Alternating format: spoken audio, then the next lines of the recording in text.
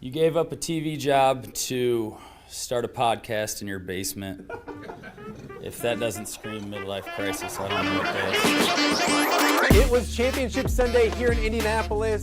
What's the mindset then coming in as a defending champion? I want to win. No, I want to win. The young lady over my shoulder, Caitlin Clark. Not the best looking guy. And I don't think anyone's going to sit here and say, Matt Randazzo was really good looking. What has this last month, 2 months, 3 months been like for you? It's an important fan base for the Fighting Illini, is it not? It is. He turned 69 years young last week. He looked good, Coach. Oh, try it. Thank you.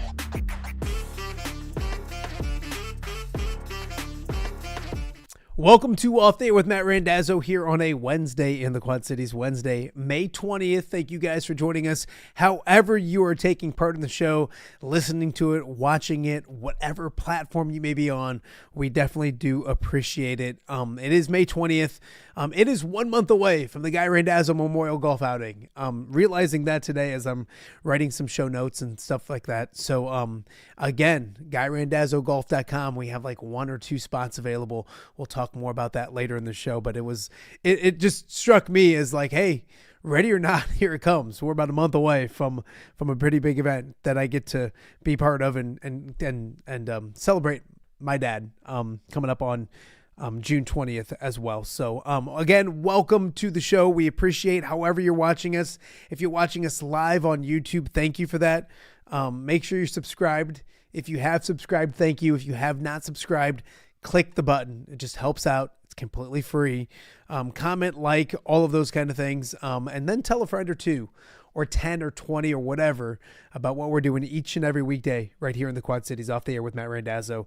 We're also live on X. X has been very, very good to us as well. Stay interactive with us both on X and on the YouTube chat that we have each and every day as well. So be part of the show, ask questions, complain, rip me, whatever you want to do. I'm good with all of it, but be interactive with the show.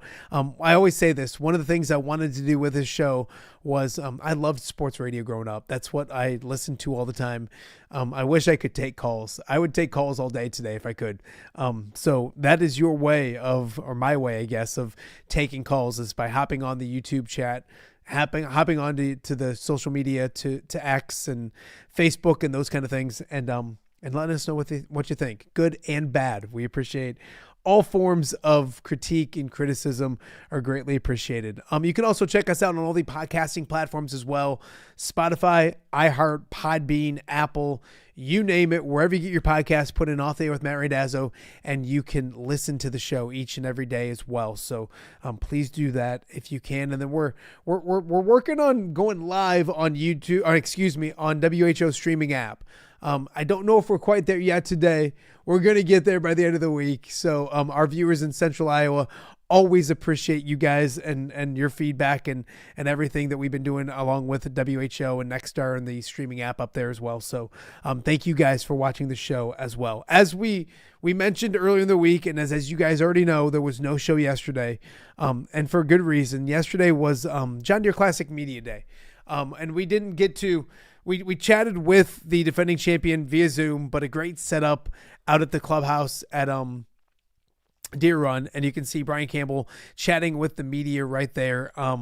Great to see the champion. Obviously, he had a great run here last year. Had a great season last year, winning twice, including here in the Quad Cities. Been dealing with some injuries this year. He's feeling better. He's playing better, and he's really excited to get back to the John Deere Classic coming up. 6 weeks from today is the Pro-Am. So probably around this time, Brad Underwood in 6 weeks will be hitting the ball all over the golf course at the Deer Run and the John Deere Classic. So it's coming quickly. We appreciated chatting with Brian Campbell yesterday. And then mostly we appreciated Deer Run and the John Deere Classic letting us hacks in the media get out on the golf course and tee it up and swing it. I'll tell you this, Bailey Turner from the University of Iowa, the sports information director for the women's basketball program, really, really good at golf. Impressive yesterday. I think he shot a 78. Steve Rowe, the legend SID over at the John Deere Classic, at the University of Iowa, also helps out at the John Deere Classic. Steve killed it as well. Me and Wheezy, we golfed together as like a best ball thing.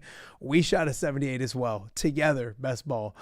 We had some embarrassing holes, but I think for the most part, we held our own and we didn't embarrass ourselves too much with 2 really good golfers in Steve and Bailey. So a lot of fun, and thank you to the John Deere Classic for letting us do that. And thank you to you guys for letting me take the day off. I did get a few messages and texts and stuff like that. Like, hey, where's the show? You'll be all right. We'll get you covered. We got a lot to get to on today's show as well. Coming up on today's show, we're going to be joined by Tyler Tachman from the Des Moines Register. Tyler spent last week at the NBA Combine with Bennett Stirtz. There's always recruiting news going on at the University of Iowa. And we had Tate Sage on last week, and he brought up some interesting points, if that makes any sense. And we'll talk to him about that and much more. Tyler Tachman coming up in a matter of moments right here on OTA. Also, it's been busy for the Cyclones. Yesterday, Jackson Kiss decommitted, flipped his commitment, however you want to call it, going from Iowa State to UNLV.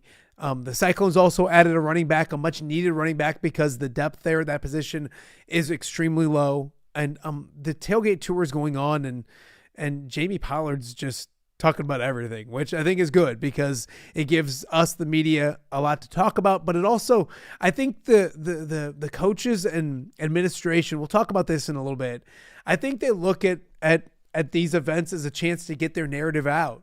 And I don't want to say use the media, not in a bad way, but in a good way, to get frustrations or things that they want to talk about out. And there's a lot of big picture topics this time of year we want to talk about. So we'll talk about all of that with Jake Brend from the CycloneFanatic. Excuse me, coming up a little bit later on here in hour number 1 of the show. Hour number 2, the Don Morris Award winners are out. 2 great athletes. We're going to talk to the male winner today, hopefully the female winner tomorrow. Still working to line that up. But Geneseo's Kye Weinzierl will be back on the show once again. He was on the show during football season. Geneseo had a great season. The Don Morris Award, if you guys don't know what it is, it's a long-standing award given out since the 80s. When it comes to the Western Big Six Athlete of the Year, multi-sport Athlete of the Year, which is very important as well. Kye was an outstanding football player. He's going to play football at Western Illinois. An outstanding safety and player offensively for the Maple Leafs this past season, and then wrestling as well. I think he was like 143 and 23 or 144 and 23. Kye, if you're watching this, don't get mad at me. I'm messing up that record, but it was an awesome record on the mats. He also earned a letter playing baseball earlier in his high school career as well. So we'll talk with Kye Weinzierl and what it means to win the Don Morris Award and what it means to be a multi-sport athlete these days. And unfortunately, not as many people do it. Not as many young people. There's a lot of specialization of sports, which is something that I get cranky about here on the show from time to time. So we'll talk with Kye Weinzierl coming up in just a little bit here on Off the Air with Matt Randazzo. So a lot to get to on today's show. That and much, much more. We want to hit some news and notes before we get to our guests as well. And we'll start with the Big Ten tournament. Iowa beat Illinois. Take that. Take your Final Four. No, I'm just kidding. Iowa, a little revenge from maybe an earlier in March loss. Maybe it was April, late March, early April, loss to Illinois. Iowa beats Illinois at the Big Ten tournament yesterday. The Hawkeyes win 10-6. They'll take on Michigan State, I believe, tonight at 5:30 in Omaha. Kyle Huseman is in Omaha covering the Big Ten tournament. And doing a great job as always. So make sure you're following Kyle on X, on social media, and get all your updates and everything you need when it comes to the Big Ten baseball tournament. Iowa winning yesterday. They'll be back at it again at 5:30 this evening against Michigan State. And a big game for the Hawkeyes as well. If you missed Monday's show, a future Hawkeye, Wrigley Mathis, will be or was on the show on Monday. He'll be at the University of Iowa next year playing baseball. Go back and listen to that interview as well. Really good stuff when it came to insight on getting to from Bettendorf to Kirkwood and now to the University of Iowa. Some college basketball news. Just because, I mean, it's a Michigan kid, but obviously former Illinois kid as well. Morez Johnson, who won a national championship with Michigan. Talk about a decision. He left Illinois, who made the Final Four, and went to Michigan, who won the national championship. And now he's staying in the NBA draft. He's expected to be a top 20 pick. And so he's going to keep his name in the draft. Michigan has reloaded, but they do lose a lot. When you talk about the Big Ten Player of the Year, you talk about Morez Johnson and then Mara as well, all going to the NBA draft and playing at the next level next year. So Michigan reloaded, I know that, but this was one that I know they would probably love to have back. But Morez Johnson will stay in the NBA draft, and he will hear his name coming up in June when it comes to the NBA draft and his next step in his his basketball career. We have a lot to get to on today's show. Coming up here in just a moment, we're going to chat with Tyler Tachman, who has plenty to get to. And he spent the week up in Chicago last week with Bennett Stirtz. And, of course, we talked about people that are expected to be first-round picks or to hear their name in the NBA draft. That is one of them as well. You really expect Bennett, and he played well in the NBA Combine as well, and he did a great job last week. And so we'll have our eyes set on the NBA draft in June. But for now, we'll talk all about how Bennett did and some Iowa hoops with a guy who we haven't talked to in a little bit. So joining us now to talk a little Iowa basketball, combine, and everything in between, our good friend Tyler Tachman. First and foremost, it's been a little bit. I feel like, I know it's only been like a couple weeks, but when I bug you as much as I bug you, I don't feel like we've seen each other in a while. How are you? How's the off season, if there's a thing called the off season for you? I don't know if there even is one. Yeah, no, it's good. These are the three, May, June, and July are kind of the slowest months of the year on the job. So it's definitely feel like I'm catching my breath now after the Elite Eight, transfer portal, spring football, all that stuff.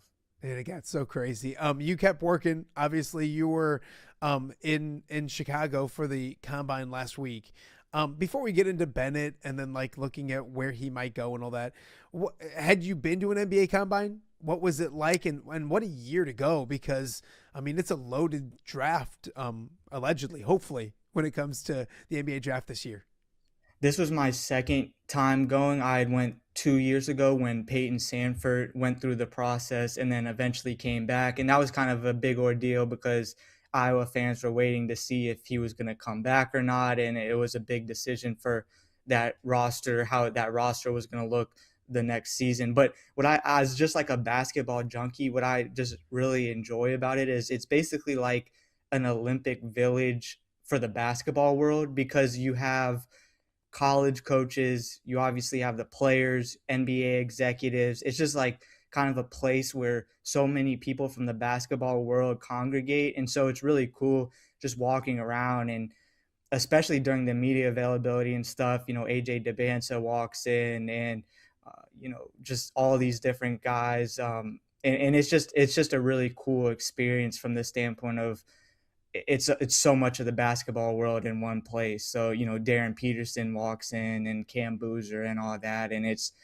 I just, as someone who just really enjoys basketball and watching the sport from afar, it's just cool to see like just so many recognizable people. You know, Shams is walking by. You know, I was at in the stadium at the Wintrust. Dusty May is walking by. It's just, you just see all these different faces from all these different levels of basketball. You look at Bennett Stirtz and his week there. I think it started here with the word that like, oh my gosh, he's 6'2.5" in bare feet. And like, it was a kind of I know there's a buzz about it, which I go on record, and then so does our friend Tom Caker, that it's kind of silly because you play basketball in shoes. But your thoughts on his week, starting with that, and then he shot it real. I mean, from all accounts, and you were there, so you tell us, but from all accounts, he had a really good week up there. Yeah, he shot it really well to begin with, and I do feel like it's worth saying, like, it's important not to blow these types of events out of proportion, because I think what someone does actually on the court and game competition is much more important. But this is just one of those things where it gives kind of basketball fans something to chew on, and you get legitimate measurements and numbers. And I do think the measurements, there is some value in them, but I would put the importance of what someone does on the court and their entire body of work as much more important. But yeah, and one of the things Bennett Stirtz said that I was kind of, I don't know, taken aback by a little bit, but he was talking to Andy Katz during the media availability, and he said he felt like he was the best shooter in the draft, and he wanted to prove that. And not that, I mean, I know Bennett Stirtz is a good shooter. I just wasn't expecting him to make that type of statement, because there are some good shooters in the draft. But what we didn't see at Iowa as much was just because there was so much attention on him defensively that he just didn't have a lot of room to operate. And I'm excited to see him at the NBA level where the defense's game plan isn't solely basically made to stop him, and there's other guys on the court, so that he'll be able to operate with more space. And really, I mean, at the end of last season, you saw the supporting cast come into their own. That's part of the reason that Iowa was able to get into the Elite Eight. But just to see Bennett Stirtz operate with an NBA roster of guys where he isn't the main focus of the defense, that's going to open up more opportunities for him and really give him a chance to showcase what he believes that he's the best shooter in the draft. Tyler Tachman joining us on Off Day with Matt Randazzo. Tyler, you look at, what was it, 3 years ago, he was a Division II basketball player. And now you just mentioned he's in the mecca of basketball for an entire week. And it sounds like you mentioned you put more stock in probably what you see on the floor than the combine itself, but he's under the biggest lights and the biggest stage, and he's performing well. That didn't probably surprise you, but talk about that aspect of it, because here's a kid that was still playing Division II basketball 3 years ago, and now he's preparing to be maybe a lottery pick, maybe top 20 pick, but most likely a first-round draft pick in the NBA. One of the most unlikely stories in this draft class when you think about where he came from, being a Division II guy. And that's been, if you follow Iowa, it's been well documented, especially because he came with Ben McCollum. That's been a storyline that's kind of just been woven into the narrative of Iowa's first season. But I asked him, I was like, so let's just say in an alternate reality, you stayed 4 seasons at the Division II level, you decided to hang up your basketball career, and now you're getting into the workforce, what would you do? And he said he would go back to, he has like basically a lawn mowing business that he started with his brother. So he said he'd probably go home and do that. So that's wow, where he would be if the basketball thing kind of just petered off and he had a solid career at the D2 level. So I think that kind of puts into perspective kind of where he came from and where he is now. And it continues to put Iowa on a national stage, because that was one of the big things that really helped Iowa move forward as a program when they got to the Elite Eight. Is, hey, you get a lot of attention on the national stage as a program, and that's important when you're trying to build this thing forward like Ben McCollum wants to do. And Bennett Stirtz said that if he gets invited to the draft, he wants to go. So that would be, if he does get invited, if he does go, that would be another opportunity for Iowa on the big stage to be able to, hey, here's a guy who went D2, Ben McCollum developed, and he turned into an all Big Ten player, and now he's a first round pick. You can come to Iowa and, do the same. Obviously, you're not starting at the D2 level, but it was just another opportunity potentially, if that's the case, to showcase the development and what the Iowa program is becoming about. Tyler, you look at it and you mentioned the NBA combine is important, but it's not everything. There's the body of work on the court. I think what's even more important personally is when he goes on these visits and he goes to the teams and has his visits and all of that. Where do you see Bennett Stirtz being drafted in June? Is it still yet to be determined? Is he? Do you know anything more maybe after the combine as you went into it? It seems like mid to late first round kind of is where it seems like his most likely landing spot would be, and I think a lot of it is probably fit. Like who needs a ball handling guard? One of the other things that Bennett Stirtz said though is he feels like he's actually better off the ball than he is on the ball. And that's something that he really didn't have much of opportunity to show at Iowa, just because there was limited ball handling options. It was basically him and Cale Combs who did almost all of, who carried almost all of that load. So there is some versatility, I think, that he didn't have the opportunity to show as much at Iowa, where he can play on the ball, be a decision maker on the ball, but also play off the ball, play more as a shooter, as a secondary creator and playmaker.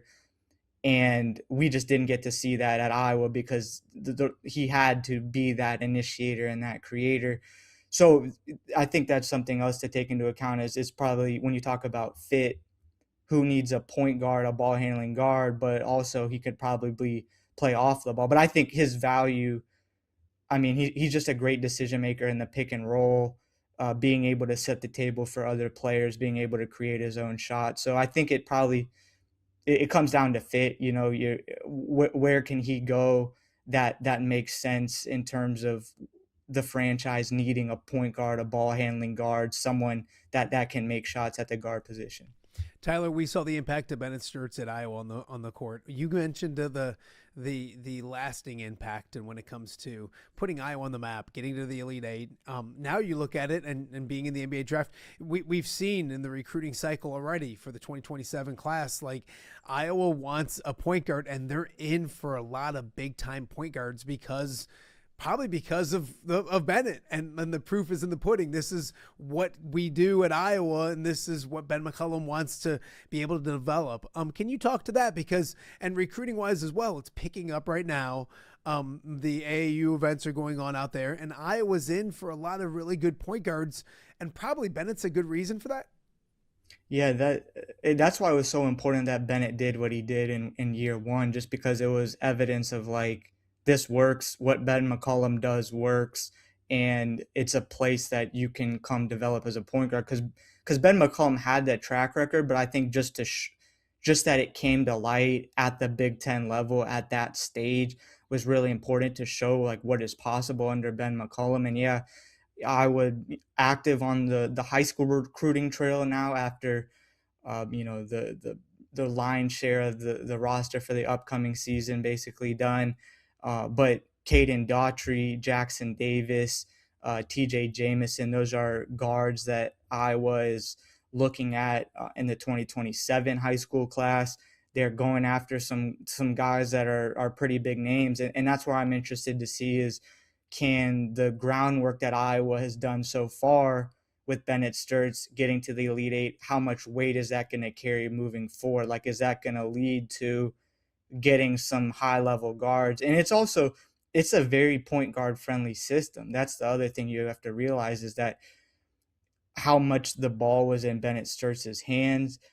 If you want to play a lot of minutes as a point guard, like Iowa's probably also a good place, because Iowa's guards tend to play heavy minutes, as we saw with Bennett Stirtz. So but I was going, they're swinging for some high level talent. So we'll see. And right now they don't have any commitments in the class, but we'll see how this shakes out over the next few months. Tyler Tachman joining us right now on Off Day with Matt Randazzo. I lucked out last week. Tate Sage lowered himself to my level, and he came on Off Day with Matt Randazzo. I want to go through a few things that he kind of talked about. We'll start by playing one of them, because we've talked to Tyler. The talent on Iowa's roster, I think, is good. Like, I think they're deep and they can play a lot of guys, and there's guys that we are going to learn about. And so I asked him, I said, what is that guy? Like, who should we be most excited about? Who would you buy stock in? Here's what he had to say, and then I want to get your thoughts on it as well. Who are you buying stock in? Yeah, I mean, I know a lot of people talk about all the people that we have buried on our bench, and obviously we have 2 4-stars coming in as freshmen, and then we have our 2 transfers, and then we had Trey that redshirted last year. But for me, I would say it's probably Big Trev Newrock. That dude can really play, man. We're playing 5-on-5, man. He's passing, he's screening, he's scoring. He can do a lot of things, and he's been pretty impressive. And so I've seen that dude work out almost every single day and during the season. So he's been working all year long, and I think he's ready for his shot. So Tyler, I think I asked you probably a month ago, who would you buy stock in? Who are you most excited? You probably said Tate Sage, because I think a lot of people are. Were you surprised, or are you surprised to hear that? And I don't just hear it from him. I've had other rumblings behind of the big man in presses. He mentioned passing as well. Your thoughts? Did that surprise you to hear him so high on Big Trev? Not really. I talked to Ben McCollum at the Polk County Eye Club recently, and he was raving about the spring that Trevin Newrock had. And he also said, like, basically Trevin probably could have played more last season, but he's just behind Cam Maniau, Tavion Banks, Alvaro. So it just didn't really pan out with him getting heavy minutes. But he did also get thrown into some pretty big situations. Like he was in there for the Florida game. It was limited minutes. He didn't really do a whole lot, but he got experience in a really high level game and environment, NCAA tournament game. He was also in the game against Ohio State in the Big Ten tournament. But there was conversation when he was coming into Iowa, and now this is, it's comparison, take it for what it's worth, but kind of Jokic, the way he plays as a big man that is a really good passer, is a really good processor of offense. And Ben McCollum loves those big guys, the guys that can initiate offense, trigger offense. That's what at his best Alvaro Folgueras was able to do. But Trevin Urach has that ability. How does he fit in on the defensive end? I think that's probably the bigger question. But on the offensive end, being able to be a creator, he's a body that is ready, that can physically hang in the Big Ten, right? That was what Iowa lacked last season, is that front court size. You have Andrew McKeever coming in, but being able to bring in or have Trevin Urach play more minutes, then you have even more lineup flexibility with those more physically dominant, bodies. And he can also stretch the floor and shoot. So it's a really interesting skill set and a really intriguing skill set. He's one of the guys that I'm probably most intrigued in seeing how he develops ahead of next season. I would say, him, Trey Thompson, Tate Sage, but even more so Trevin, just because we didn't see a whole lot of him last season. So what does he look like getting more minutes? Obviously, we didn't see Trey Thompson at all during game competition, but yeah, no, I wasn't surprised to hear that at all, and I'm really intrigued to see what his development looks like ahead of next season. Now, Tyler, you preferenced it, but people are going to walk away from this going, Tyler Tachman just compared Trevin Urach to Jokic, but we understand what you're saying, and I hope people understand what he's saying as well. It's an intriguing thing to watch, and Tyler, we talked last year going into the season, how is Iowa going to match up with the Michigans, the Purdues of the world that can go 7 foot, 7'2"? I mean, it's crazy how quickly Iowa switched that to not that I don't think, and Tommy brought up, like, do they go Twin Towers? Do they play together ever? Mm-hmm. I don't know defensively. And Trev can shoot it. So yes, maybe, but defensively might be an issue on that end as well. But it's amazing how quickly they've transformed this roster. I mean, Ben did look at things that they needed to fix, and he attacked them this offseason, didn't they? That was a clear hole, just the size, and especially the way that Illinois dominated Iowa on the glass in the Elite Eight. It was clear before then, but that made it even more obvious. I sat down with Ben McCollum, and he actually floated out. He was like, could you play Andrew McKeever and Trevin at the same time? And I was kind of like, whoa. He was like, I don't know if, and then could you throw Cooper Koch out there with them? I mean, that would be a jumbo lineup. He was like, I don't know if that would work defensively. Maybe it would. They'd have to see. But he seemed very confident that McKeever can play with Cam Maniau. So you're talking about, I just think Iowa will have so much more lineup flexibility than last season, where they'll have the option to go big or go small. So you can go with jumbo lineups with, maybe you would even see Andrew McKeever and Trevin Urach and Cooper Koch out there at the same time. But you could also go smaller with Cam Maniau at the 5, which is basically it wasn't their only option last season, but that's just kind of what they had at the 5, a real undersized 5 for the Big Ten. I just think the weapons that Ben McCollum has at his disposal now, there's just much more lineup flexibility, which will allow them to adapt when you play a Michigan or a Purdue, or you play a team that maybe goes smaller. So I just like, at least on paper right now, we'll have to see how everything kind of is able to mix and match. But Iowa's adaptability and flexibility to play different sizes of lineups. Absolutely. Tyler Tachman joining us right now on Off the Air with Matt Randazzo. And one more with Tate Sage, who was on last week. By the way, I can mention Tate Sage, Cooper Koch, and a couple other Hawkeyes will be having a foursome at the Kye Weinzierl Memorial Golf Outing. So a couple spots, I think, remaining, at least one. So GuyRandazzoGolf.com if you're listening and you want to check out some Hawkeyes and golf with us.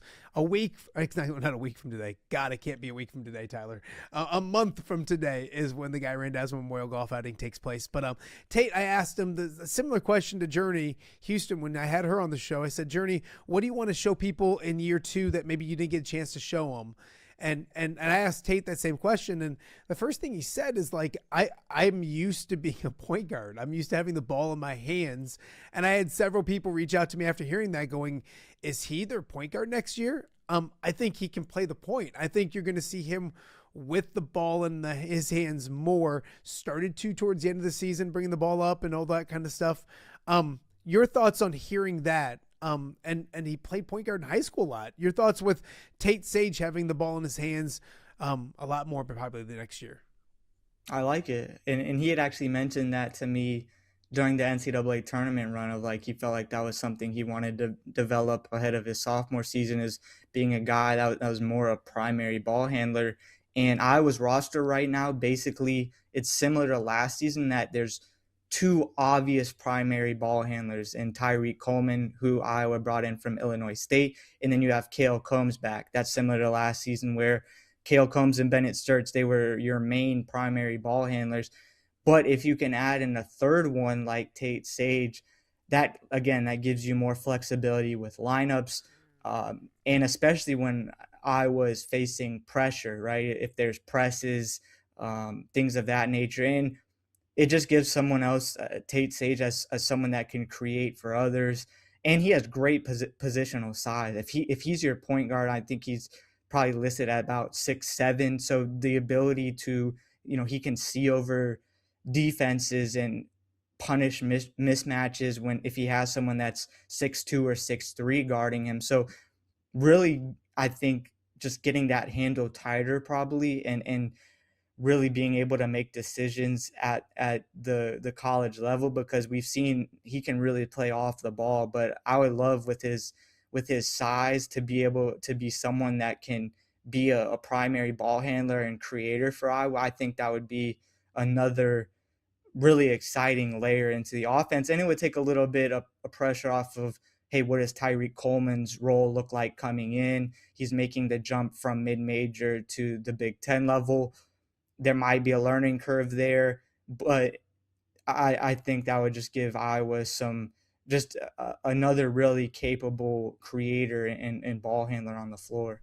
I agree 100%. It's funny, when we had Brad Underwood on, and I said we have Tate Sage coming up afterwards. When I had talked to Brad about Iowa, wanted to get his thoughts on Iowa, and the first thing he said was, that guy you got coming on next, he's a really good basketball player. And I think that's what the Big Ten kind of saw this year.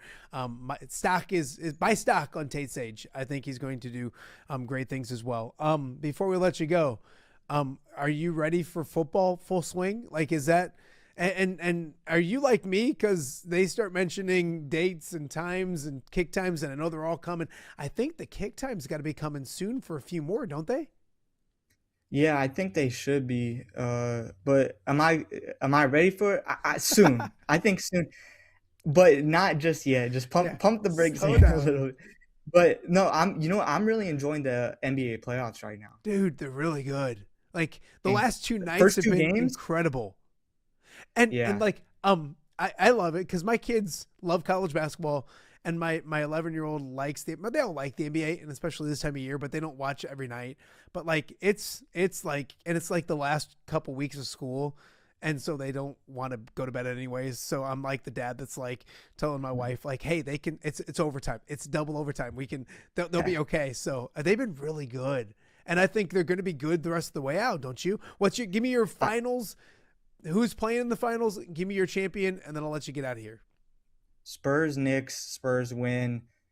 But can we just, I apologize if there's any Cavalier or Knicks fans watching this, but can we just call that the third place series? Like, OKC, the Spurs just give them the trophy, because that's like, that's 1A, and then the Cavs and Knicks is 1B. Although I do think I do think New York could give whoever they would play a solid series just because they play very physically. But, I mean, I feel like whoever gets out of that Spurs OKC matchup, which Peyton Sandford is, I mean, he's not on the active roster, but he is a part of the Thunder organization. So there's a little Iowa tie for you there. But I'm gonna take the Spurs over the Knicks in the finals. It's I know this is a dust statement, but Wemby is just something you've never seen before. I mean, it's crazy. When he pulled up and hit that logo 3 to tie the game, I looked at my kid like, what did we, I almost rewound it like, wait a minute, that wasn't Wemby, was it? But obviously it was when you're 7'4",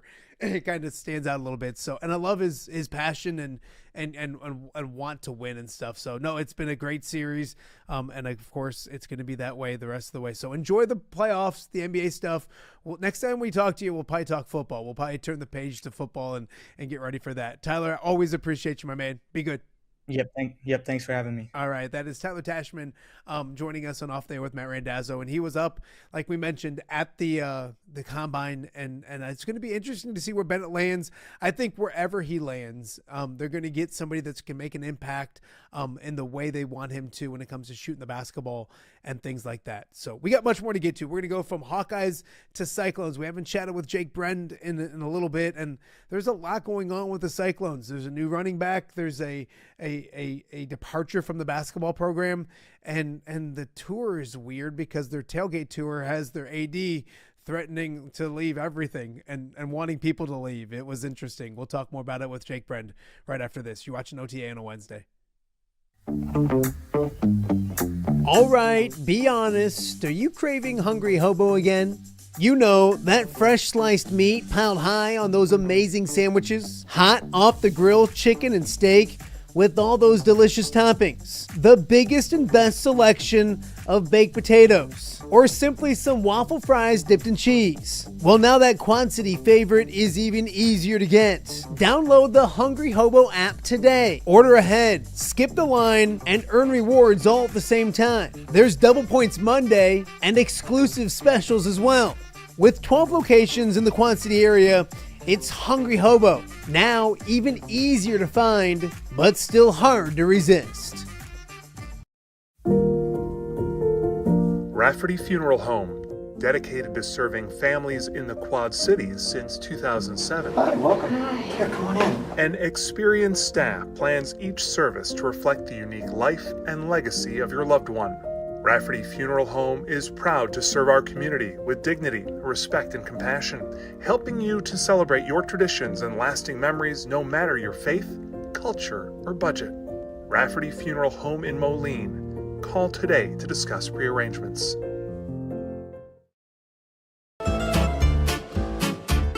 When it comes to quality, convenient pizza, Godfather's Pizza in Silvis has you covered. Featuring a beautiful dine-in area, delivery, and a carry-out window. Godfather's Pizza is that pizza you grew up with, not a convenience store. You see, at Godfather's Pizza, the dough is made fresh daily. That mozzarella cheese is shredded fresh and never frozen. And those toppings are abundantly piled high each and every time. Locally owned and operated since 2010, Godfather's is a huge supporter of local athletes right here in the Quad Cities. So come on by and check them out at 1211 Avenue of the Cities in Silvis. Order online at godfathers.com and reunite with that same delicious pizza you grew up with. Welcome back to Off Day with Matt Randazzo here on a Wednesday in the Quad Cities. We had a busy week last week. We talked Illinois basketball with Brad Underwood. We had Tate Sage on the show. Zach Johnson was on. But we didn't do any Cyclones. And we haven't done any Cyclones. And that frustrates a portion of my audience. It also makes a portion probably happy that we don't get to see this guy, because some people don't love Jake Brend. I love Jake Brend. Sounds like a them problem. I would say that. Jake Brend from the CycloneFanatic joining us at Off There with Matt Randazzo. There's a lot to talk about, young man, when it comes to the Cyclones. I always try to same with the Iowa guys I have on Iowa State. Like, if there's not anything going on, I'm not going to bug you guys, but it just piled up quickly. We got a lot to get to. I think we'll start with some basketball. Last night came word that Jackson Kiss is flipping and now going to UNLV. I think he's a top 125-ish type of guy. Yeah. Your thoughts? What happened? What do you think? Explain it to us. What you can tell us. Yeah, I think it's just as simple as playing time. I think this is a young man who sees the writing on the wall that he probably wasn't going to see the court next year, and he's going down a level to go and see the court. I think it's as simple as that. Sounds like both parties are on the same page and there's no love lost there. I know the immediate reaction goes to, are they clearing up a roster spot for Milan Momcilovic? I don't believe that's the case. I wouldn't rule it impossible, but I would be very, very surprised if that's what's happening. But I know why that comes to mind. Well, you took my next question so walk us. I mean, the combine was last week. We talked with Tyler Tachman in the first segment about some of the Iowa. I mean, what have you heard with Milan when it comes to the draft? How is it looking? And obviously, I mean, people are going to put two and two together and speculate. If he doesn't stay in and gets out, now there's availability at the place that he had some fantastic years with. Yeah, I don't know the exact number on whether he'll be a pro or in college next year, but I don't really think much has changed on his front. Like, he's getting offered a ton of money, but that's not new. Sure, has the money gone up to a point where it goes from life-changing to even more life-changing? Sure, but I still believe in his heart of hearts his goal is to play professional basketball next year. And I don't think his combine performance really did anything to persuade that one way or the other. Like, sure, I think he's dropped in some mock drafts, but we all know that doesn't really mean a ton. What's really important for him is this week. I know he had 5 or 6 individual workouts scheduled. It will be blowing away 1 team, 2 teams, 3 teams. And I do think if he's got a very strong indication or a guarantee in that top 35 to 40 that he would go to a team, I think he's going to stay in the draft. Again, that can all change. And there is some desperate college basketball teams out there that have a lot of money to spend, and that is certainly an option. It's why he's in the portal, to leave that option open if he doesn't get the feedback he wants. But so far, I still think he's got another week or so to play it out in front of these teams, get in front of scouts, get in front of GMs. And I don't know if you can answer this or even know, but if he decides to go back to college basketball, could Iowa State afford Milan Momcilovic, if that makes any sense?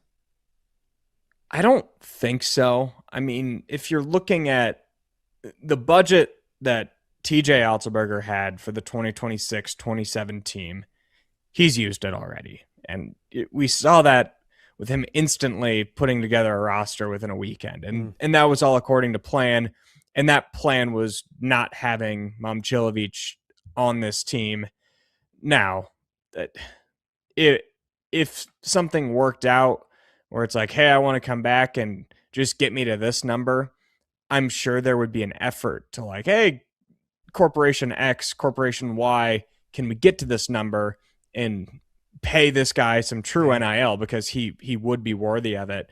So it's certainly an option. I don't think it's likely. I would be really surprised if that were the case. And knowing how Otzelberger works, he's a man of his word at the same time. And I don't think he would bring these transfers in and lie to them about potential playing time or potential scoring opportunities or potential roles and then throw it all down the drain in late May for a guy. I'm not saying it would never happen.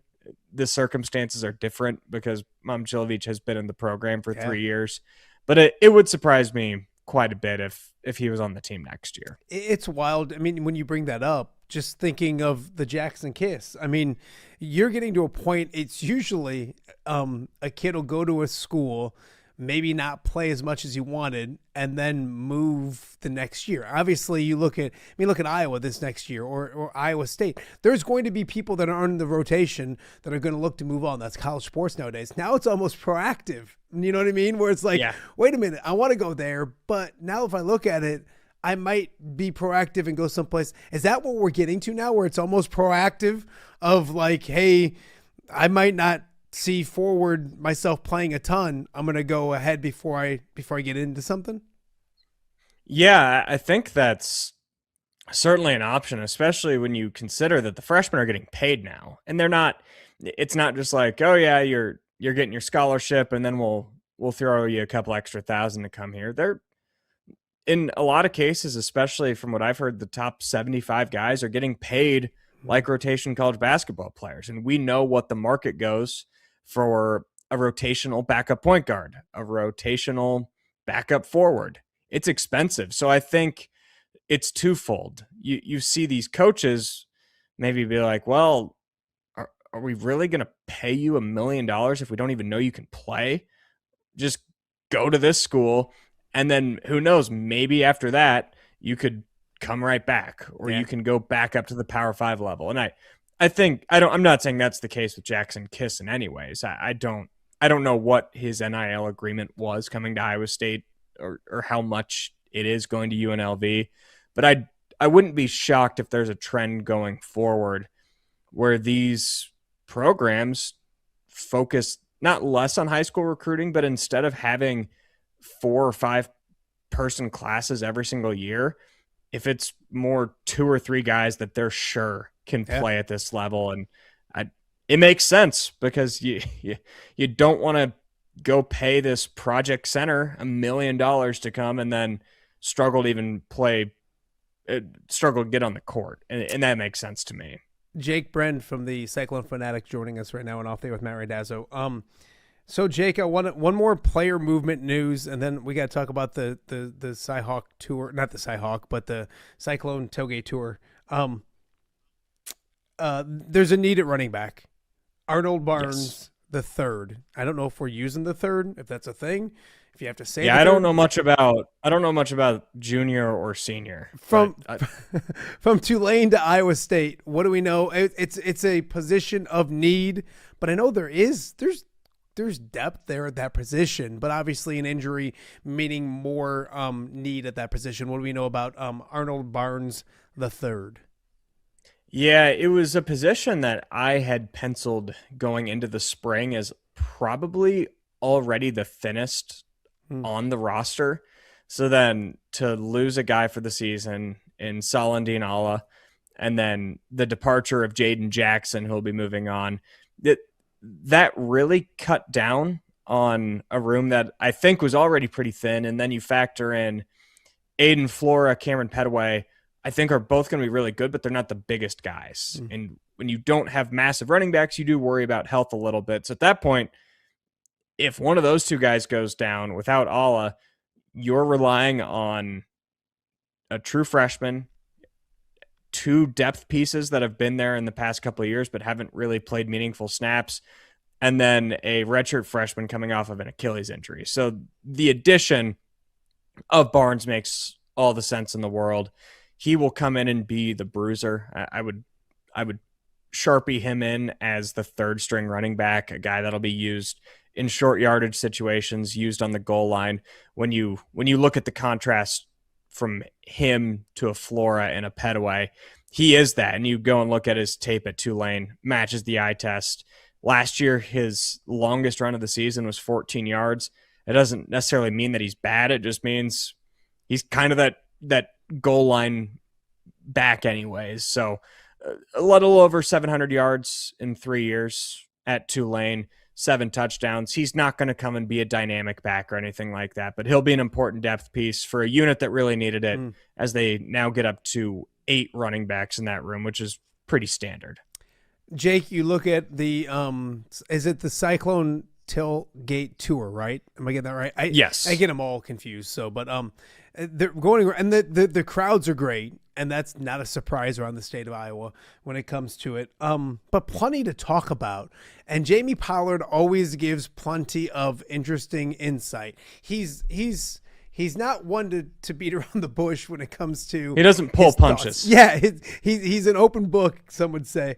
I want to start with the state of college sports, and I think a lot would agree. So a couple nights ago, kind of talked about, the frustrations, and I think a lot have it with the College Sports Commission and playing by the rules, and it's already seeing in maybe Big Ten, SEC, not everybody's playing by the correct rules, and those frustrations, I think probably are with, I read something last night with Beth Getz kind of echoing the same sentiments. There's frustrations, I think, a lot of places. And he went as far as saying, well, they should just get out and do their own thing. Explain what you heard and what Jamie Pollard meant by what he said the other night.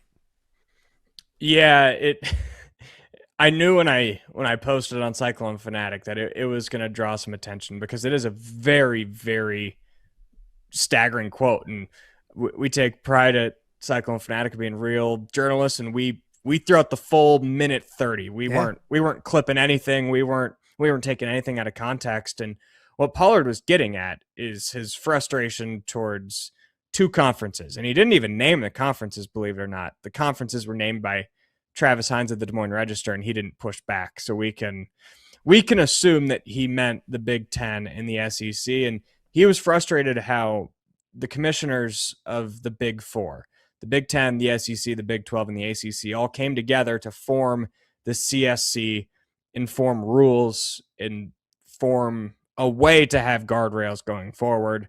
And now he's frustrated with some of the big powers in those conferences not adhering to those rules. And with that, he continued to expand after Hines' question on, well, they might as well break away. And it was almost a dare. It's almost calling his bluff, and he is aware that he doesn't have that power. Yeah. He doesn't have the power, one, to allow those programs or those conferences to leave, and he also knows he doesn't have the power to lead the charge for the Big 12 and the ACC to get up and leave either. More so, what he was saying is, the way I interpret it, taking a gamble that, yeah, you guys can go do your own thing, and it might be prosperous for the short term. It might be prosperous for the short future. But over time, how will it work out if it is just 20 or 30 programs? How's that going to work for NCAA basketball? How's it going to work for the other sports? And honestly, who's going to watch that is outside of that bubble? Because I don't think communities on the West Coast, outside of a couple pockets, would watch. There'd be a lot of places in the Midwest that wouldn't watch.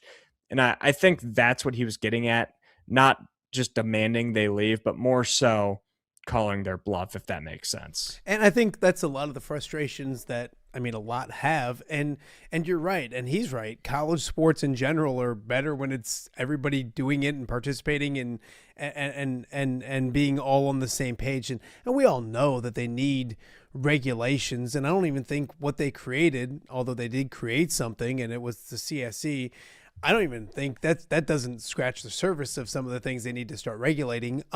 With that being said, I know that Jack Leto from the KCRG spoke to him last night at another tour stop, and he kind of reiterated, and I think he used the term draconian, where it was. I'll be outside to Google that. Yeah, I didn't know what. I was just like, but so he's Dracula? But so I figured it out. But with that being said, he explained it a little more. And yes, it sounds, I had Iowa State fans texting me, Jake, saying like, he sounds like an idiot. And again, I don't think you take like the word of what he says. He's just kind of speaking out of frustration that if it's going to be that way, you might as well go do something like that. So other things that he touched on. Bill Fenley, I thought, was an interesting discussion to be had. Mentioned, and I'm paraphrasing, they want to see him end things on a successful note or something along those lines. We've talked about it here on this show. Your thoughts of what he said about Bill. Bill's been out on the tour as well, and it wasn't a great offseason. It's plenty of questions that come along with it. Your thoughts of what you've heard from both of them, maybe at these tour stops?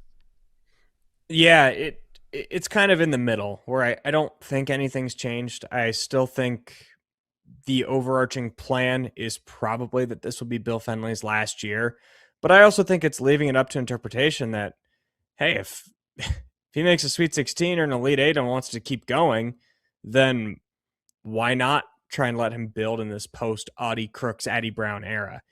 But at the same time, I think there's a lot of politics involved. You're still recruiting. You still have a staff, and if they don't want to do the retirement party thing, if they don't want to do, hey, this is it, no matter what, then I don't think they should do it, especially if you're talking to recruits still and you have some prize commits here in the state of Iowa coming in the future. And at the same time, I don't know if the next head coach is on the staff. That's where I think you see a lot of these retirement tours, is if, all right, we're just naturally passing the baton off to the next one. We saw Jody Steyer retire.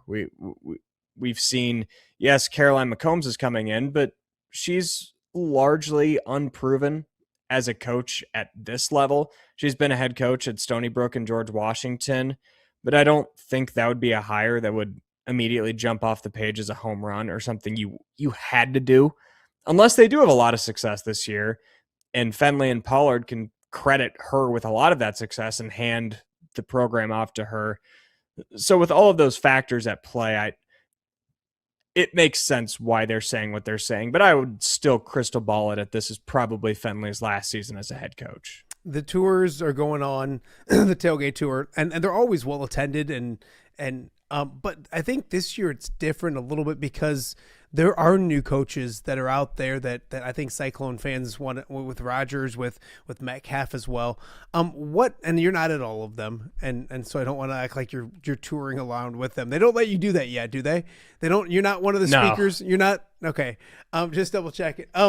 I have to sit on the floor of the bus if that were the case. What have you heard about? I think it's interesting this year because there are new. I remember last year when Ben McCollum hit the summer circuit, if you will, the spring circuit.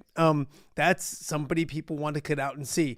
What have you gotten the most out of when it comes to this thing so far? And is it the fact that there's new head coaches that Cyclone fans just want to learn more about? Yeah, it's crazy seeing TJ Otzelberger be like the guy now. Everybody loves TJ. Everybody's always loved TJ. And especially just after 1 year doing what he did in his first year and being at Iowa State as long as he'd been before, he's always been the guy. But I mean, Matt Campbell did unthinkable things at Iowa State, and he was always going to be the attraction at those events, especially when football pays the bills. And he'd been the longest tenured guy. And now it's Otzelberger, who is obviously Pollard and Fenley are still there. But if we're talking between football and men's basketball, Otz is the guy. So I think what I saw when I was there in Des Moines on Monday is I saw even more appreciation, even more just praise for Otzelberger as he signed his 10-year contract extension, seeing him up on stage, just take control, like truly no one I've really ever seen in a public speaking sense like that. But other than that, it has been the excitement to shake Jimmy Rogers' hand. I saw so many people go up to him, and then there's the Fenley aspect where he's not shying away. If fans have questions about what's going on, he's going to talk to them.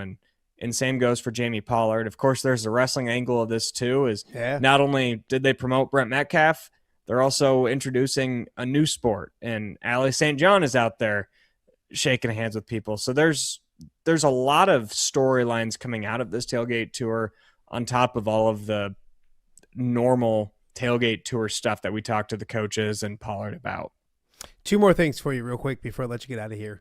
I want to stay with the tour because I'm an old man. And I remember doing these, and you would basically, and they always would talk, and you'd talk to them, and they'd love to be, we love to be here. We love to be with the fans. You'd be able to get a few questions in about certain things, but you didn't get as in-depth as it seems like you can get now with the coaches.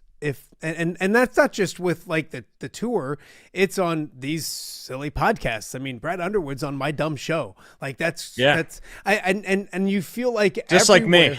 Yeah, exactly. Same thing. Basketball Minds. Do you feel like, am I wrong, or is it they're more accessible to us and they're more open book with everything? You know how it used to be. Getting information from a head coach was like, that's why Fran maybe was refreshing when he first got to Iowa City, because he kind of told you what he thought. Do you feel like, and what, Jamie Pollard had 15, 20 minutes with you guys the other night? That seems different. Do you feel that at all? Are they more accessible than ever? Yes and no. I think, like, when you compare it to the olden days when you could just show up to practice. I'm not that old. Stop it. Just when you could show up to practice, like, obviously that's an entirely different level of access. But I do think when you're talking within the year, I think this is the most open you get, because you're not berating them about a 3rd and 6 call, or why is this quarterback playing over this quarterback. And in Pollard's case right now, yes, there's been controversy, but I wouldn't say they're in the middle of one right now. Like, the gymnastics thing, it sucks for the people involved, but what's done is done. They've added women's wrestling. Gymnastics will be no longer. The women's basketball thing sucks, but what are you going to do? Like, they have a roster now. They have a staff. They're going to play games next season. So you can more talk to Pollard about these bigger picture issues, because usually if you're talking to Pollard, it's because something massive happened. Like, since I've started at CycloneFanatic, I think I've talked to him 4 times if you include the tailgate tour. It was right after Matt Campbell left. Yeah. It was right after Jimmy Rogers' press conference, and it was right after they added women's wrestling, and then the tailgate tour. So it is kind of a more natural setting to just, hey, you want to give us something on the Big Ten and SEC? And same thing goes for Otzelberger. We're not going to ask him about tournament expansion when they're previewing Kansas. We're not going to ask him about recruiting philosophies when they're coming off of a loss to Texas Tech. So that there's more elements of that where these coaches are probably in a more natural mode to just speak their mind. And obviously they're not going to get themselves in trouble or anything like that, but it is just a setting for everyone more to be open. It feels like they kind of maybe appreciate the fact that they can speak, I want to say through the media, but they can control and dictate narratives, if that makes any sense. I'm not like, that's not controversial, but if there are things, the 5 and 5, I think they like to get out in front of it expansion. And say like, I can, exactly. Or NCAA tournament, those kind of things they can use, instead of us speculating on what people think, they can flat out say that. And I don't think in today's world of college athletics, it used to be frowned upon sometimes if you spoke your mind as a coach, as an athletic director, or those type of people. Now it's just, I want to get my thought processes out before we dictate it for them sometimes. Last one for you. Did you speak with Donovan Davis? I did. And I believe that's why I wanted to make sure, because I watched it, but I watch a lot. What did you get from him? I mean, I think we haven't spoke since he had, we probably spoke right before he announced. What did you get from that's shaping up to be such a fun class and such a, obviously Quad Cities connection, North Scotts, Josiah Harrington's in that class as well. What did you get from Donovan Davis? What did you pick up, and what kind of young man? Obviously you probably maybe had talked to him before, but what did you get out of that interview that you maybe not expected or did expect? Yeah, I think I'm continuing to get the sense more and more that Otzelberger's seeing the fruition of putting guys in the NBA and developing guys pay off. I truly think a massive reason, on top of the relationship that Davis built with Otzelberger along the way and wanting to play in the Big 12, I think a massive reason he's coming to Iowa State is the proof is in the pudding with Joshua Jefferson. He knows what is capable of him in this offense, and he knows, hey, if I develop to this level, I will be able to do this in this very offense. And I think you've seen that with the transfer portal in general. Trey Singleton, I think a lot of the same things were, oh, all right, they've got a 4-man who would run the floor and lead the fast break and be a playmaker. I can do those things. Yeah. Same thing for Jaquan Johnson. Like, look at what Taman Lipsey did. Not the biggest guy, not the strongest guy in the court, but he turned himself into an all-timer. And I think big picture-wise, that's what I really noticed when I was talking with Davis. On top of that, just a very, very mature high schooler who, if you listen to that interview without knowing who he was or anything about him, you'd probably think I was talking to a 5th-year senior in college. Like, just very mature, clearly ready for the Big 12. And another thing, and this is something that I knew, but it was kind of cool to hear it reaffirmed from a player, is that this staff is super honest and open with the players. I asked him, hey, what have they told you need to work on heading into your last summer of AAU ball and last year of high school ball? And he told me exactly what the staff told him to work on. And honestly, doing my own scout in my head and on my notepad, I would have said a lot of the same things. So it is cool to hear that it's not just, yep, you're going to come here and you are going to play 35 minutes a game your freshman year. It's nope, you're going to come in, you're going to work. Here's some things to work on before you get here, and we're going to develop you. And that's been the strongest part, I think, of TJ's program since he took over 5 years ago, and I don't see it slowing down anytime soon. I always enjoy a mature interview because as the interviewer, I'm not. So when you say he was mature, the problem, go ahead. The problem is sometimes, like, we're trying to just clickbait them and we're trying to catch them in a bad question. They never fall for the trap. I know it. Just kidding. Just kidding. I wouldn't do that. You before you go, do the Cubs have to be the roller coaster ride that they are? Now the highs have been freaking great, but I don't love 5-game losing streaks. My kids, and I reminded them that it was May to relax, but I don't love 5-game losing streaks. Where you at with the they're not fun. Yeah, I think the best way to look at baseball is you don't view it in 5 or 10 game sample sizes. You do it in 30 game sample sizes. Mm-hmm. And when the team won 10 in a row and then 9 in a row, it kind of evens out a little bit with 5 losses in a row. And that White Sox loss on Sunday was miserable. Shouldn't have happened, but it happens. And you could argue that there were 10 wins in that 20 game span that they probably shouldn't have won those games either. Yeah. So just stay the course, get the pitching healthy, keep the batters healthy, and hope that once Wrigley starts to warm up a little bit, they can let the ball fly out of the park. Yeah, no, they need pitching at the break, and we'll see what they do there. But I always tell my kids, they get mad. They're like, it's a marathon, not a sprint. And I said the same thing when they were winning 10 in a row twice. It's like they're not going to keep this up, so get ready for the lull of averages to come down a little bit. But you're still winning more than you're losing. That's the important thing. Moving on. So I appreciate it, CycloneFanatic. It's never a boring time for you, is it? No, I mean, I feel like the last couple weeks, there were points where it started to get a little boring, and then the tailgate tour pops up. We got news here, we got news there. There's the recruitment of Jack Conan that's going on, a decision coming in the next couple weeks. So it's never slow. It gets slower than it might in March or in October, but I'd never say it's all the way slow. So always content churning out here at CycloneFanatic and Iowa everywhere. I love it. Thank you, my friend. We'll catch up soon. Thanks, man. Thanks, Dazzo. All right. That is Jake Brend from CycloneFanatic and Iowa Everywhere. I'm talking Cyclones, and he's right. It's never a boring time in the world of sports. I kind of said the same thing. Like, May's usually my slow time, and then I turn around and last week was crazy. This week's crazy. So make sure, and I say this all the time, but if you're a Cyclone fan on this side of the state, and I'm not telling anybody anything new, CycloneFanatic's been doing it for a long, long time. They continue to do it at a high level, and make sure if you're an Iowa State fan, even if you're an Iowa fan, go get locked into what they do. It's a ton of fun. We will have much more coming up after the break.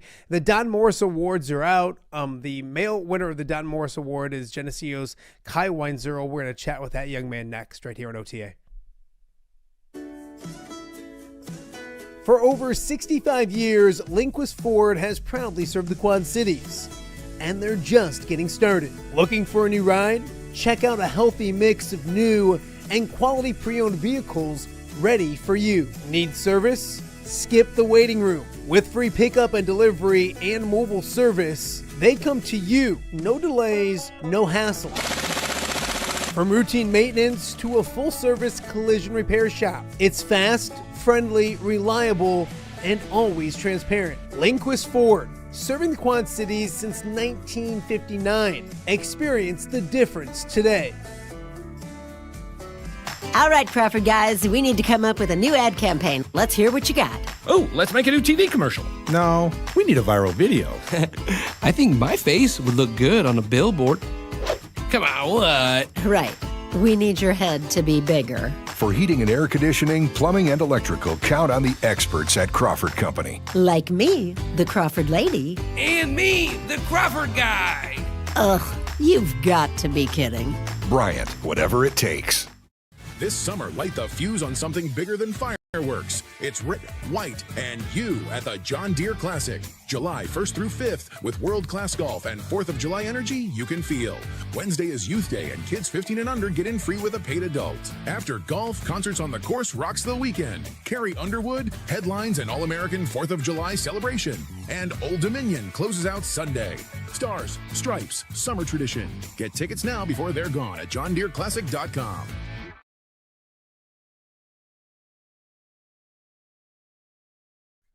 Welcome back to Off There with Matt Randazzo here on a Wednesday in the Quad Cities. One of my favorite awards when it comes to the high school level has always been the Don Morris Award. No, it's not just because I'm an Alleman kid and Don Morris is synonymous with Alleman High School, but it focuses on multi-sport athletes.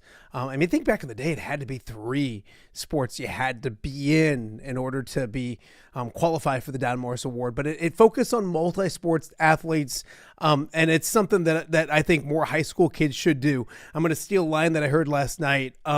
There's multi-sport players and there's multi-sport athletes, and I think the young people that won the Don Morris Award this year are multi-sport athletes in the best way. On the girls' side of things, Galesburg's Lily Furrow won on the girls' side. We're going to have her on later this week. We're going to focus on the guys tonight, or today, I should say.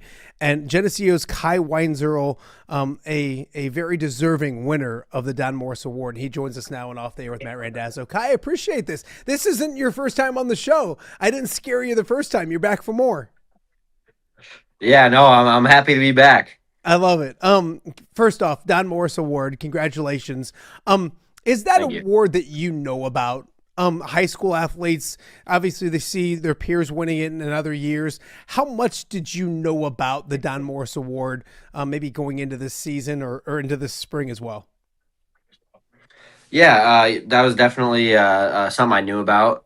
Not necessarily something I was thinking about as a freshman, but it's something that kind of going into this year I was thinking about, and I've seen our school has kind of had a history of it, especially recently with AJ winning it, and he kind of has been an example for me throughout my high school career, and so definitely had my eyes on it, and it's a great honor, and it's just it just represents everything my teammates and coaches have done for me. Kind of talk about that, because you are the Don Morris Award winner. I probably think you found out about it before. It wasn't like a drum roll please and an envelope open, but you get word that you win, and you obviously received the award on Monday down in Galesburg. But when you find out that you've won the Don Morris Award, what goes through your mind? Because you mentioned the history of it is pretty special. Yeah, I was super excited. It's a big deal, and it's less of an individual award and more of an award for the school and the teams and the coaches and athletes that have helped me get to this point. And so it feels good to bring that to Geneseo and set a good representation for the town and the community. You mentioned AJ. You look at some of the award winners of this award. It's the who's who of the Western Big Six for a long time now. Do you go back and look? Obviously, you're not an old man like myself, so you don't know everybody as you go through. But does those names resonate to you and what does it mean to add your name, Kye Weinzierl, to that list of athletes in the Western Big Six? Yeah, and I know that the winners from Geneseo, and that's so yeah, it feels good to kind of leave my legacy at Geneseo, and it's something I'm happy to bring here as an athlete and a student, and so I'm pretty stoked. Yeah. Take me through your thought process sports wise. You used to play baseball. You earned a varsity letter playing baseball in your career. You're not playing this year. Obviously, football was an amazing season for you, and then obviously wrestling. You just flipped the switch from one to the other. You want to be part of all those things. Why is it important for you to participate in or to be a multi-sport athlete? Yeah, I think being a multi-sport athlete is huge. I think each sport has its own benefit that you can't get from another sport. I think from the mental toughness of wrestling and the physical toughness from football and wrestling, and they all kind of coincide with each other. And I think it's something that, especially as a young athlete, getting in as many sports as you can and doing everything you can, learning the benefits from the others, and kind of getting feels for those. And so yeah, it just being in multiple sports is nothing but beneficial. You look at it, and so many people tell me nowadays, like, I have to play one sport because it's just I got to focus on that, and that maybe what is best at or whatever. Or it's hard to balance both or more. What would you say to that? Because you found a way to balance, and yes, the seasons are different. We get that, but you know what it's like. You want to work on your craft all year long. How did you balance it? And obviously, you found the way to do that. Yeah, I mean it gets tough to balance at times, and when you're focusing on one, you feel like you should be focusing on the other. But it's something that if you find time and spend your time correctly and work hard and push yourself, it's all gonna work out and be beneficial. I think pushing yourself in the weight room is a huge part. When you push yourself in the weight room, it kind of pushes along your success in the other sports, and then um, being involved in other sports, you're not falling behind. I don't ever feel like I'm falling behind during football season looking into wrestling season. I feel like if anything, that's getting me prepared for wrestling season, getting in a mental state for wrestling season, competing and staying sharp on the competition side. So I think that's something that isn't valued as much, and I think should be for young athletes. I think it's interesting when you said it's not an individual award. Some people would listen to it and go, no, it is. You're the Don Morris Award winner. It's you. But you mentioned school-wise and teammate-wise, coaches-wise, family-wise. There's a lot that pours into an award like this. Can you speak to that? Because it does say your name. It's going to say your name forever. But a lot goes into this, doesn't it? Yeah, surely. I mean, this award wasn't won by myself. It was countless sacrifices from my parents and family, tons of help from coaches that have developed me throughout my career, my teammates that I've been blessed to have such amazing teammates in my career, and then having people to look up to when I was an underclassman. My older brother Jake Weinzierl, and like we'd mentioned earlier, AJ Weller, they kind of set the precedent for me and were great examples. And those are two guys that I kind of learned from and took after. And so yeah, it's definitely not an award just for me. It's something that so many people have poured into me, and without their efforts and help, I wouldn't be here right now. Kye Weinzierl joining us right now and off the air with Matt Randazzo, the Don Morris Award winner for the male side of things. Kye, I think we spoke in football season. It was a special run. You guys had an awesome season, postseason, all of those kind of things. But it was, I don't want to say it was surprising, but you had to earn everything you got. And I think we spoke last time, you weren't sure where you're going to play at the next level. You're going to Western Illinois to play football there. Can you talk about this senior season? Because I feel like going into it, you had a lot to prove, if that makes any sense. What's this year been like for you? And it's got to be gratifying, isn't it? Yeah, coming off junior year, definitely wasn't satisfied. It was a nice little jump into this next year, but yeah, this year was just kind of a year where I wanted to go out and prove myself and leave my mark here with my senior year. So yeah, that was definitely something going into my senior year of football and wrestling. Was I'm going to go out here and give it my all and try to leave my mark. And so uh, even with the football team, we came into this season knowing that we left some on the table last year, and this year we were going to fight for everything we could, and that's just kind of been our testament here in Geneseo is fighting. Kye, take me through that decision, because last time we spoke, you weren't a Leatherneck yet. Would take me through, obviously playing football at that level is super important and obviously gratifying, but what made Macomb the right fit for yourself? Yeah, I got a chance to go down there during wrestling season. I had a weekend off from tournaments, and so I went down there, and it was super nice to the staff. They had me down on a Sunday morning, which isn't typical for an official visit, but that was just kind of the feel I got. Is those coaches were amazing, welcoming, and their philosophies lined up with mine. And once I got in there and was talking with Coach Davis and Coach Kretschmer, it felt like home. They were nothing but welcoming, and it was an awesome experience. And I'm super happy to get there this summer and get after things. You look at it, and 4A first team All State, wrestling wise, 143 and 23 in your career. Made it down to state several times. The hard question, it's like asking me, like, what's my favorite kid? What's your favorite? You hear it all the time. Kye, what's your favorite sport? I'm gonna have to go with football.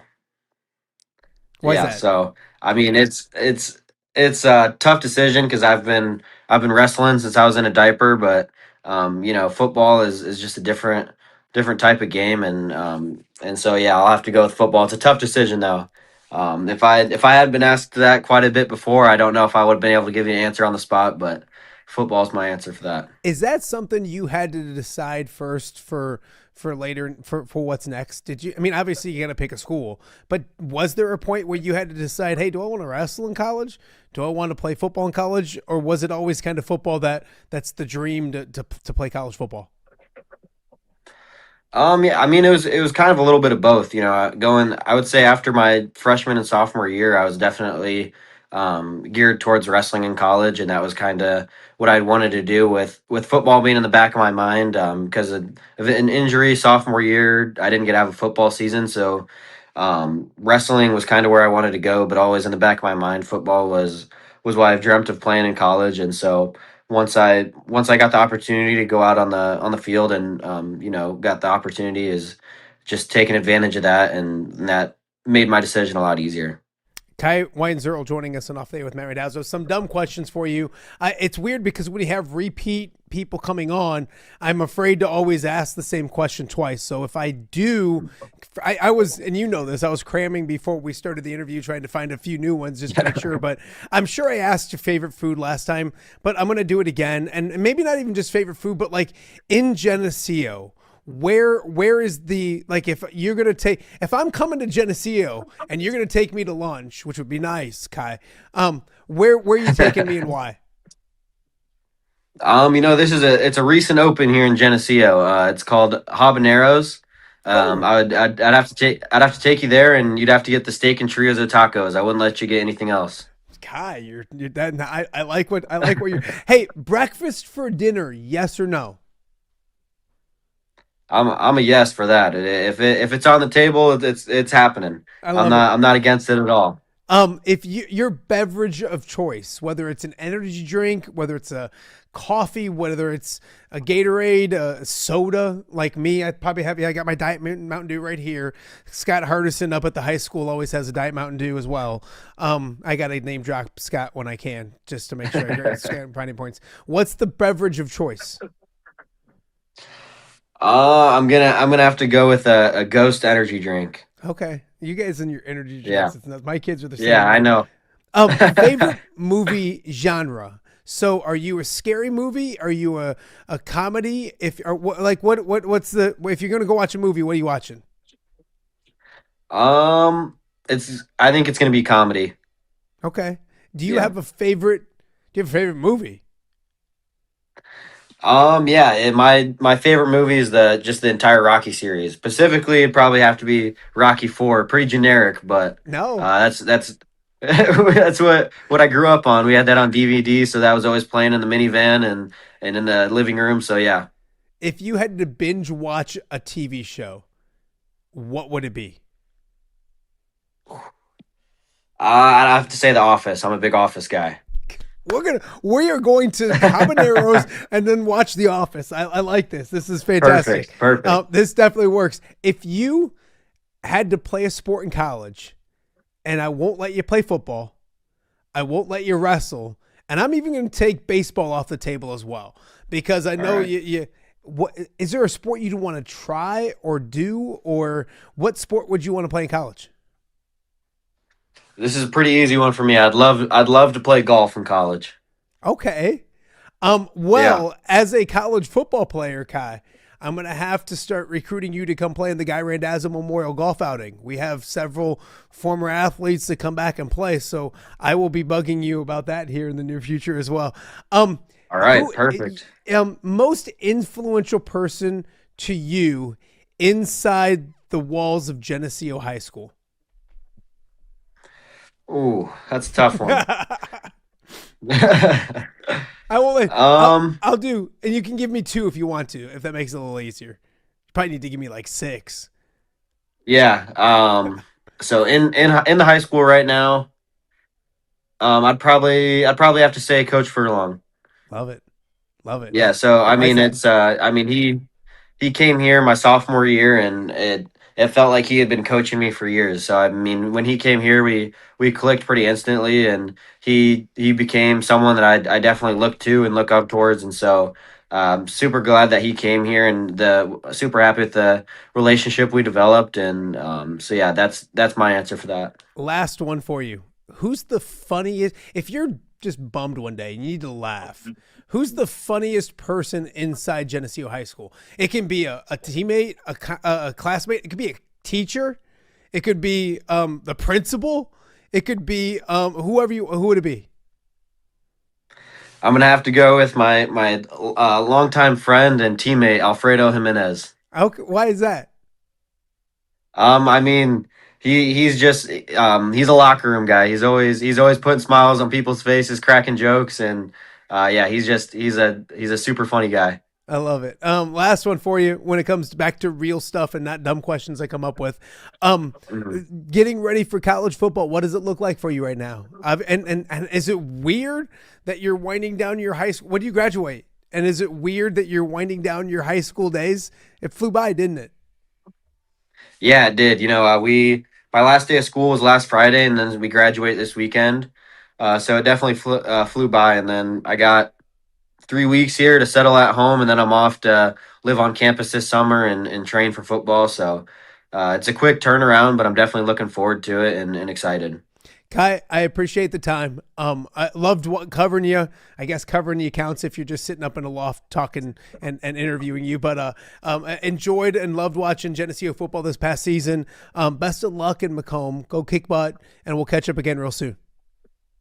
Yeah, thank you. I really appreciate that. Awesome. That is Kye Weinzierl, the male winner of the Don Morse Award. Of course, Lily Furrow from Galesburg was the female winner as well. We'll catch up with her someday this week as well. We got a lot more to get to. You're watching a Wednesday edition of OTA. We'll be right back. Hello, Dan Pearson here of FCA. Our team is thrilled to support Off the Air with our good friend Matt Randazzo. We share the view of the power of sport when it comes to relationships, including the influence of the coach. FCA believes the coach is the most influential person in America. Matt celebrates local coaches and athletes. His content is informational, insightful, and inspirational. Our Fellowship of Christian Athlete team loves partnering with Off the Air with Matt Randazzo while we engage, equip, and empower coaches and athletes in our 23 counties. FCA, the heart and soul in sports. View from the West, the podcast covering Illinois high school football. It's going to be a hard-hitting game. It's going to be great football. Weekly analysis and reaction from around the western side of the state of Illinois. This is the game we had circled when the year started. Follow along on YouTube and subscribe wherever you listen to podcasts. It's big-time football out there tonight, and I know we can play big-time football. View from the West. We got you covered.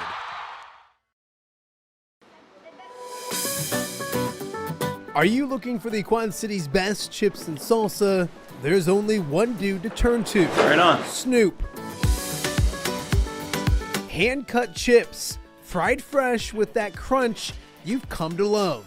and the most addicting salsa with delicious fresh ingredients each and every time. Pick up your chips and salsa, queso, enchiladas, and much more at the Stern Center in Rock Island. To place your order, simply call the man himself. It's Snoop at 309-314-8197 and find out for yourself what the rest of the Quad Cities already loves.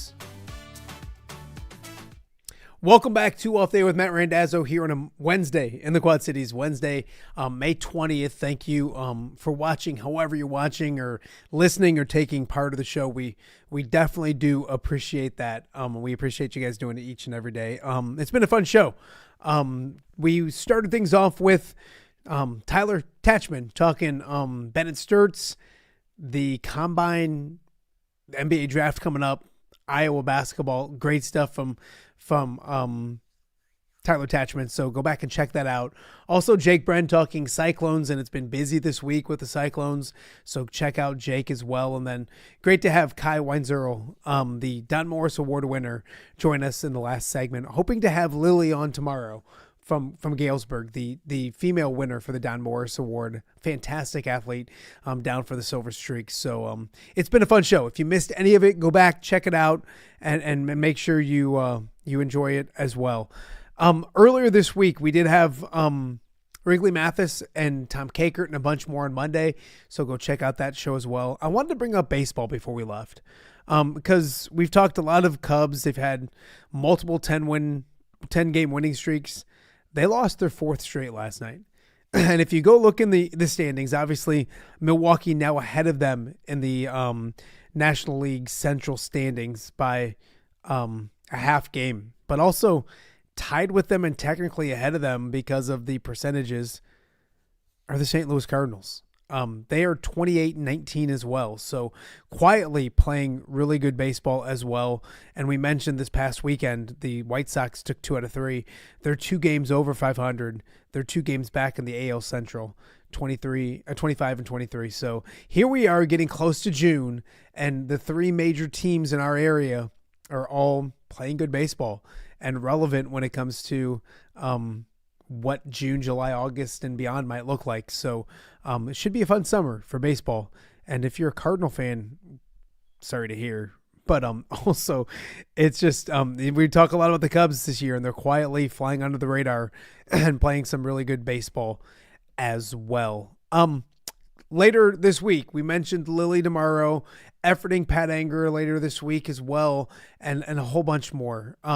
Also this past weekend, Stud Rudd caught his 100th career touchdown for the Wheelers.